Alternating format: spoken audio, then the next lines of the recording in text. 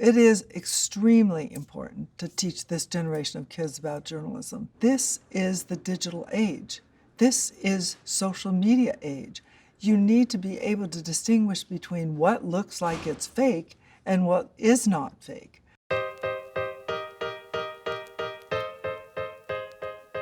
I am Esther Wojcicki, educator, author, and founder of Palo Alto High School Media Arts Program, and founder of the Journalistic Learning Initiative at the University of Oregon, and founder of the Global Moonshots in Education.org. When I first started teaching here, there was one journalism program and had about 19 to 20 kids in the program, and one newspaper called the Campanile. And it was this program that I was most inspired by, and teaching journalism has managed to grow to be the largest journalism program in the nation today. When you walk in the front of that building, did you ever notice what's on the right side? There's the First Amendment of the Constitution that lists the freedom of press. To remind you that students have the right to speak out on issues that matter to you. What brings me to Palo Alto is Esther. I had the good fortune of meeting her about 10 years ago, and I was in awe, quite honestly. And it really has to do with Esther's philosophy and the way in which she engages students by, first of all, just acknowledging, their own intrinsic interests. I want to know a little bit about you, and I also want you guys to know a little bit about each other. Every single one of you is interesting. I have this activity that works really well, not just in my class, but works in any class, and that is a personality profile writing assignment. And it might sound like daunting, but it's not. Everybody has a story. And what you're trying to do is get people to find out that story. You are diving deeper into somebody else. You're trying to write a story about them. So what kinds of questions do you think you would like to ask? First of all, do you know the difference between an open and a closed question? An open question is a question that can't be answered with a simple yes or no. You have to give an explanation. Yes. And a closed question? Answered Just by the yes opposite. or no. Yeah. That's really important to prepare questions in advance. But it's also important to follow up on the answer. Can anybody give me a suggestion of a question you might want to ask? Yes? What is a passion of yours that is unique to you? Right, that's good. Passion. That's great. And then if they tell you what their passion is, how could you follow that up? Yes? Ask why. Yeah, you ask why. Any other question? Someone who's changed their life or perspective on things, or an event that happened. Okay, an event that happened to them that was interesting, some way their life has changed. Just some adjectives to describe themselves to understand who they are. That's actually really good. Describe yourself. So I'm writing these down so you can look over here and get questions. Interviewing is a part of journalism that's really, really important. And what we're going to do now is we're going to pair you guys up. So you're going to interview one person for the first 15 minutes, then I'm going to stop you, then the other 15 minutes, the other person gets a chance to be interviewed. So why don't we get started?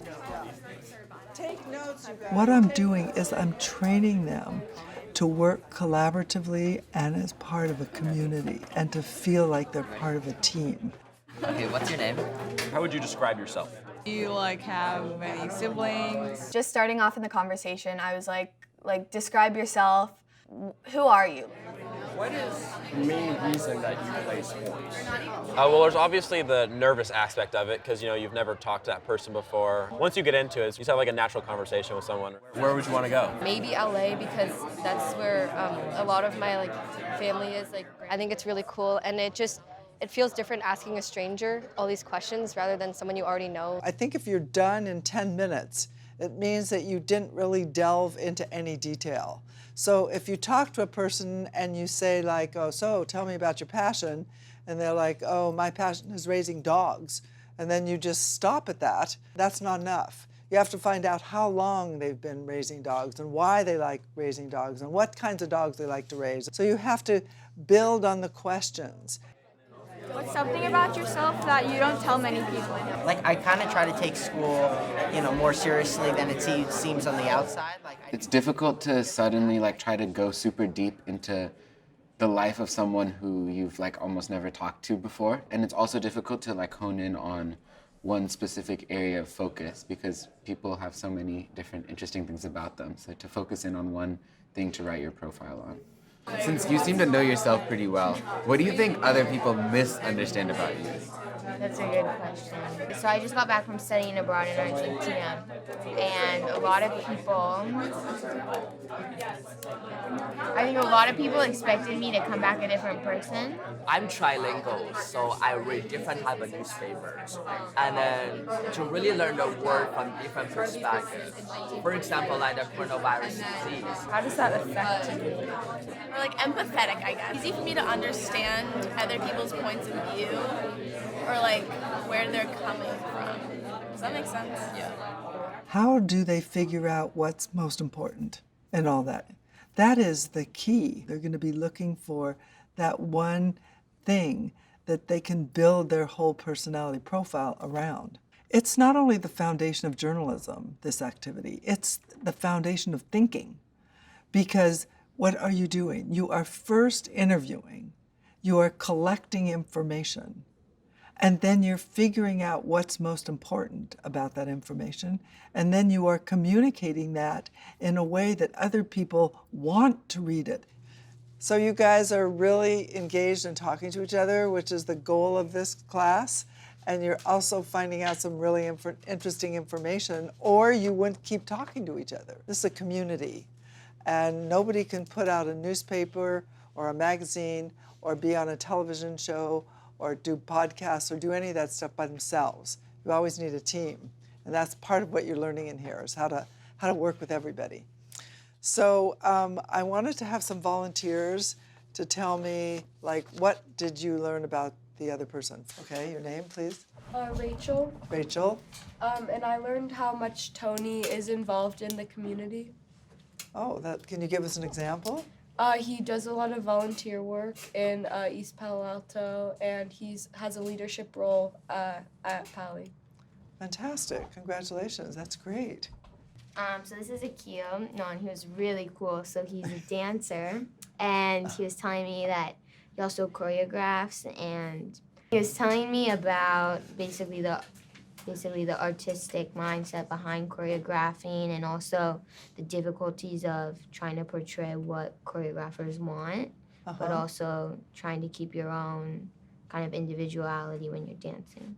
At first it was a struggle because given I didn't really know him, I wasn't sure where to start and how to ask. Then after conversation started flowing, it was easy to come up with follow-up questions. It was interesting to see how his experience moving back to the Bay Area, dealing with all the stereotypes and different customs. The information you guys got was great because they all have what you call the focus of the story. And all of you have really interesting ideas. Now that I know sort of maybe what I want to focus on, to think of better questions for another interview, and then from there trying to find the most interesting pieces that I could make into a cohesive piece, finding things that fit nicely together to portray the person in an interesting way.